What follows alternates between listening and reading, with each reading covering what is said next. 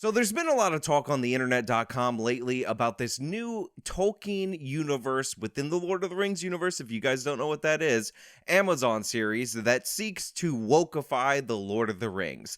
And a lot of people have been outraged by it, a lot of people have been angry by it, and a lot of people have been quite upset by the direction that this Amazon series appears to be going, because it seems to fly in the face of Tolkien's vision of what this universe should actually be. Now, I know this might shock a lot of you out in the audience. I know this might upset a lot of you out in the internet.com, but I don't like when they take a thing that I did like and then wokeify it in order to quote unquote improve it for future generations. So that's what we're going to talk about today. But before we go over something so noble as the characters in the Lord of the Rings, before we take this golden opportunity to reinterpret the reinterpretation of a traditional fantasy series, I have a sponsorship, and it's some company, I forgot what it's called, Noble Gold. Right now, stocks are at an all-time high. The economy is roaring. Houses are being listed and sold above asking within a week.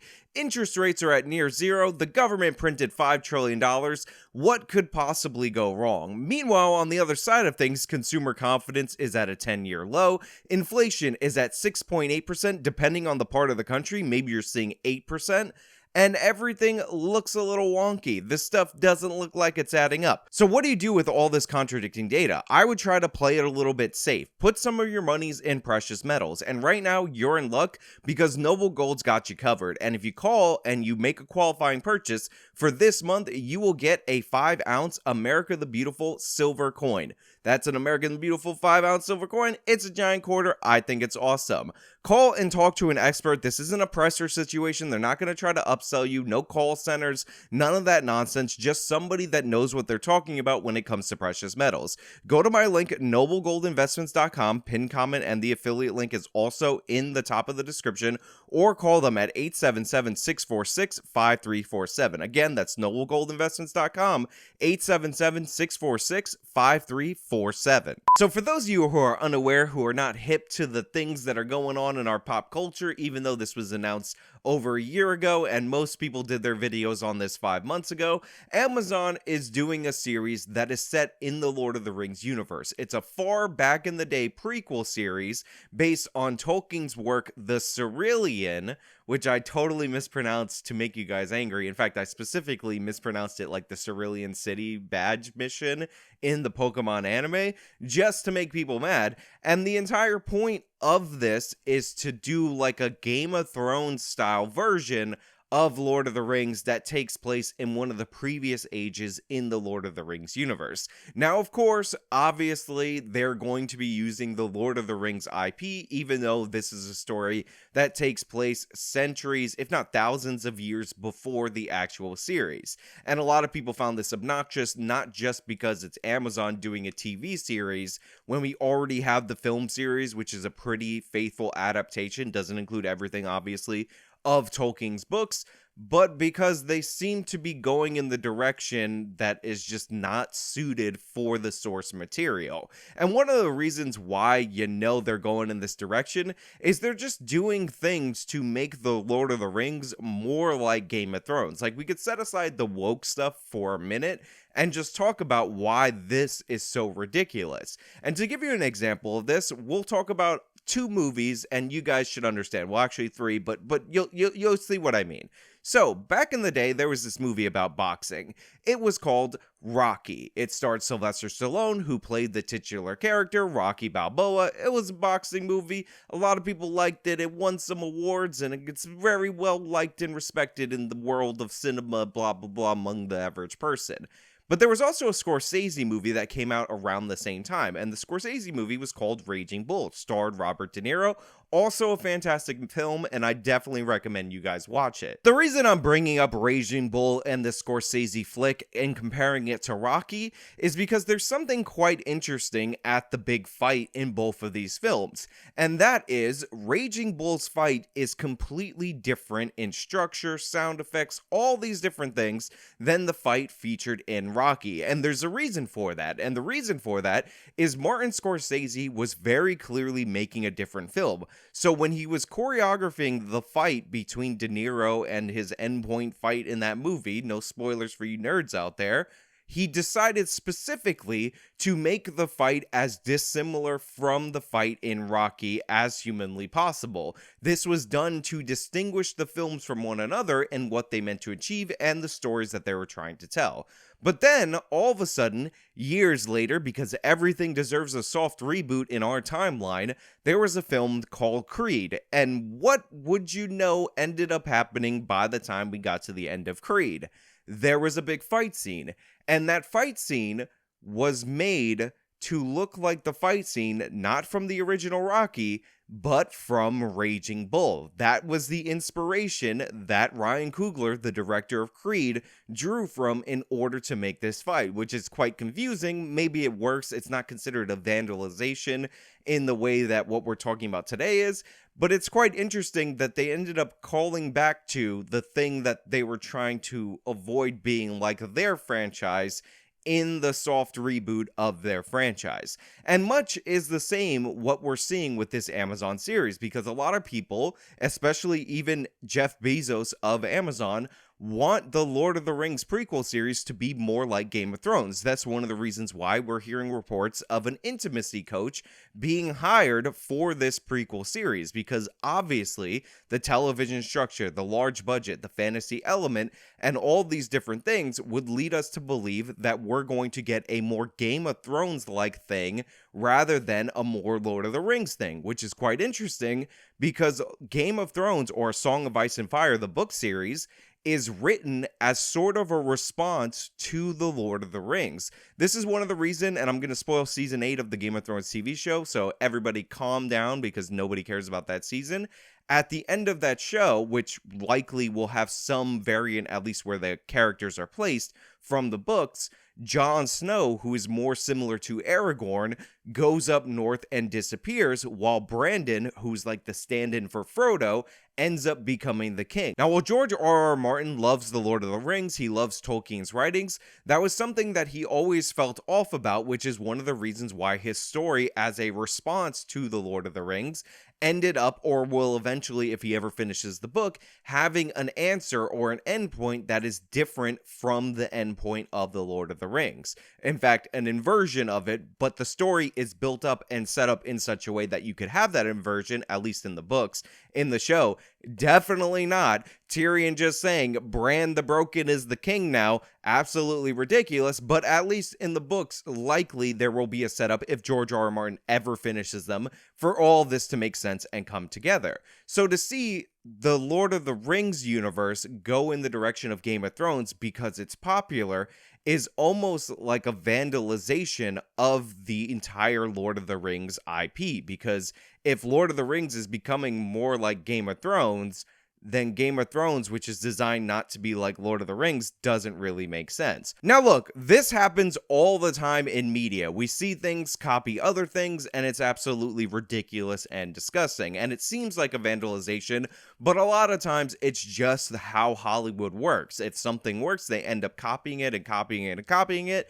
And since they're in an era of reboots and modernizations, this is just a combination of copying and a modernization affecting an original inspiration, foundational fantasy source material, and that's why a lot of people are upset. But the reason it's actually even worse for The Lord of the Rings, the reason it's actually even more of an issue, is based on Tolkien's philosophy, and it's the philosophy that undergirds the universe. Now, I don't agree with this. I've talked about multiple different times that as we get better technology, better living standards, better everything, we end up living better lives. But Tolkien is on the exact opposite end of the spectrum in that debate. He never saw history as progress. In fact, he saw history as the long-standing decline of man, and this is reflected in his source material. Now, I forgot exactly how many ages are in the Middle-earth universe, but let's say there's 3 or 4. It doesn't matter. And each age of this universe is always looking back and more nostalgic for the previous ages. And if you read the books, this is way stronger in the books. But if you watch the movies, you can also see this present. You have a lot of people looking towards the past rather than the future symbolically in the movie, and sometimes just literally. Aragorn looks up to the older kings. You see statues and all these evidence of greater civilizations that are now long gone present throughout the universe. There's that one group of people that actually always eat their breakfast meal facing the west rather than the east, and the reason they do that is they're looking back on days past rather than looking forward to days in the future. So the idea that you would take a series that is built on the crucial points that we are declining overall as a civilization and modernize the hell out of it, and in fact change it to be like a more modern response to that series, in and of itself is an incredible vandalization of the essence of Tolkien. And even the ending, I know a lot of you are like, happy ending in Lord of the Rings, they destroyed the ring, spoiler alert, blah blah blah, it's all happy, isn't really actually present. A lot of people say, oh, this is a traditional fantasy series where heroes overcome, blah blah blah. No, that's just not true. Now Sam is a loyal like servant to Frodo, and he's actually more noble than Frodo in the end, it turns out. But Frodo gets corrupted by the ring in the movie and in the books. He betrays his mission ultimately in the end, and the ring gets destroyed by happenstance. The ring is mine. Contrary to many typical stories that we've encountered throughout our lives, this is not a moment where good triumphs over evil. This is a moment where evil is so powerful it tempts Frodo, and the temptation that it already had on Smeagol/Gollum leads them to battle over it, and that leads to its end. Essentially, Tolkien is saying that evil is so powerful that it ends up inadvertently serving good because it cripples the good nature of even the hobbits. Now, I know a lot of you are going to say, well, Frodo gets saved in the end by the eagles, therefore happy ending, therefore shut your face, Sean, therefore what are you even talking about even? And this is also a fundamental misunderstanding of Tolkien's worldview and his view on storytelling, because Tolkien will often talk about, or he often talked about this concept, and I forgot the phrase for it, of like a glimmer of hope in an overarching theory of decline. Think about Martin Luther King's "The arc of history bends towards justice." Tolkien's like the arc of history bends toward degradation. However, there are little spots, little glimmers of hope that are in there, and this is what we see in the Frodo scene where he actually gets saved by the eagles in the end in the film, and that version of it in the books. It's a little glimmer of hope, but it does not change the overall trajectory of the universe. Remember, when the Ring of Power gets destroyed, all the other rings lose their power, including the elves, so basically this is the symbol of the death of magic and the Age of Men. The Age of Men is not put up as this great thing to aspire to, it is the decline of all the other species or subspecies, whatever you want to call them, in the Lord of the Rings universe, because remember, Middle-earth is actually, according to Tolkien, something that takes place on Earth, our Earth, before our timeline. So the decline and death of magic is progressed by the story of Lord of the Rings. So the little glimmer of hope that we saw with the eagles saving Frodo is not undercutting the overarching premise of what went on during the course of this story. Speaking of which, this is also a story. It is being told in part by the hobbits who are keeping the record, and Tolkien wrote this in such a way that he was translating it from the Hobbit's book to English for us to interpret.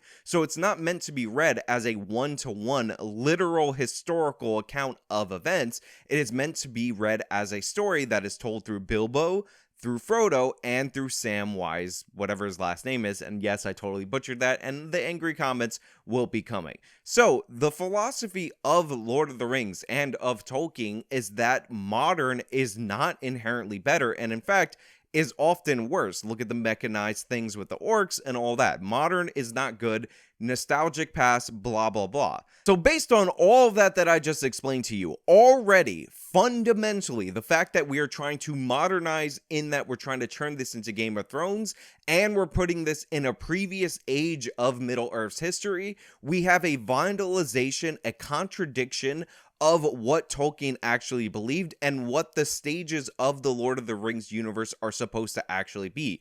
Each preceding age is more noble and more honorable than the following, so making the preceding ages more like Game of Thrones, which strips the nobility of the universe away, is absolutely disgusting and ridiculous.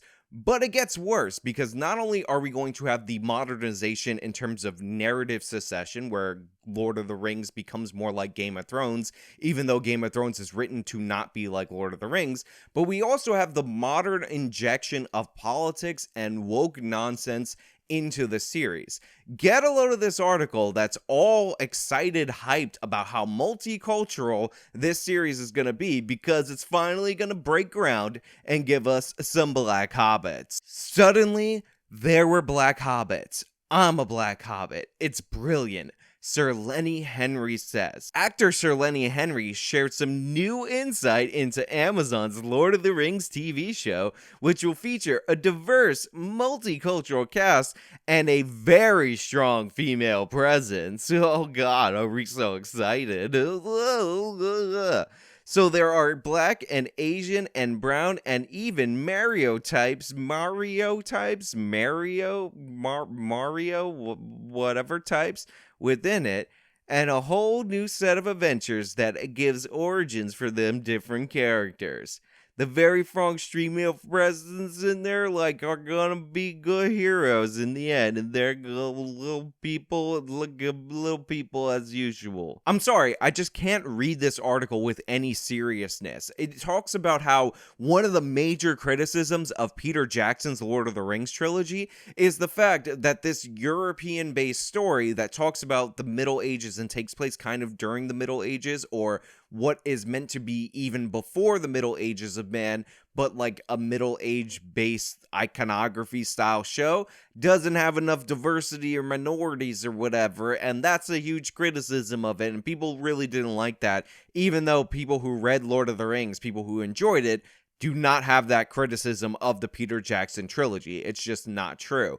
And really, this is what tells us about this show being a vandalization of Tolkien's legacy more than anything could possibly be. Tolkien was a big nostalgia guy. He had interesting female characters. You have that big arc where that woman kills that thing that cannot be killed by any man, and this is somebody who wants to be a hero, wants to be a fighter throughout.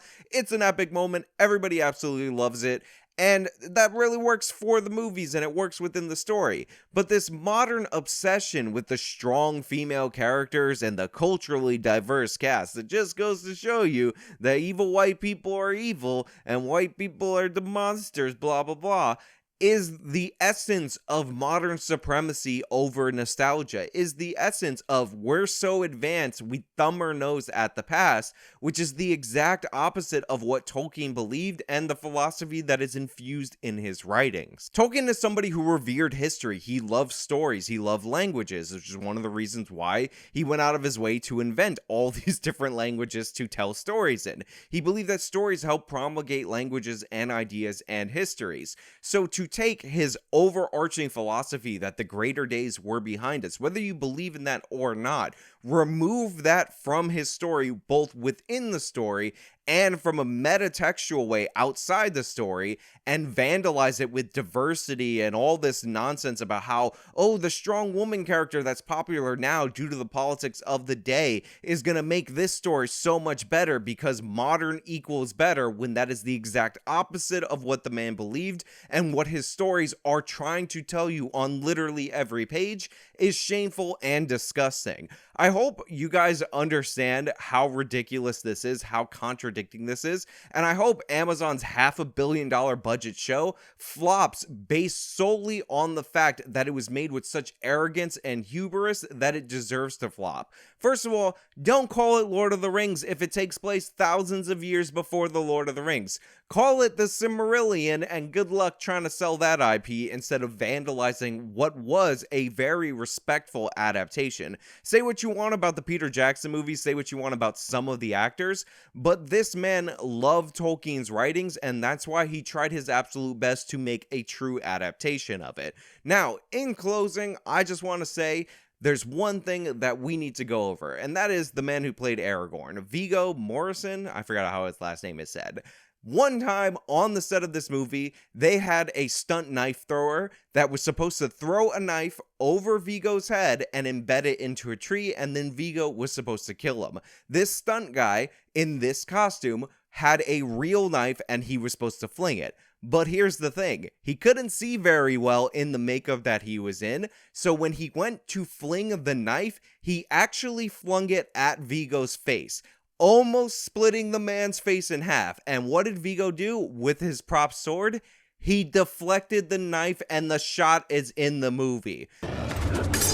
That is totally awesome and amazing, and I'm so glad he did not die filming the Fellowship of the Ring, but I wanted to share that clip with you so you guys can understand how epic this original trilogy actually was. But hey, those are just my thoughts. Maybe you disagree with me. Maybe you think woke feminist lady bosses are what Tolkien's universe always needed, and maybe you think that basing it on Game of Thrones is cool because Game of Thrones and Lord of the Rings should be the same because Game of Thrones is newer and you like HBO and that therefore that's how you do it. Let me know down in the comments below if you liked the video. You show me by leaving a like, subscribe for more content, follow me on my social media, support me via the support links. This has been me talking about the thing that happened in the thing. Till next time.